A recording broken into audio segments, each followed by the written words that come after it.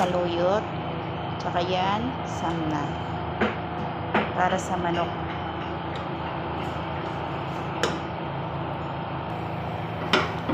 Yan. Ilagay ang bawang.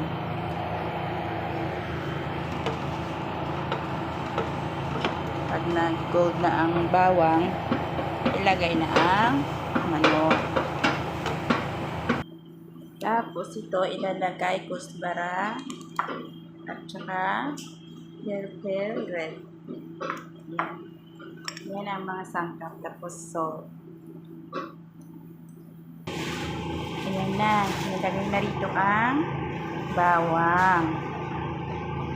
Kasi hindi ko na nabigyan ang paglagay ng bawang kasi wala akong kasama.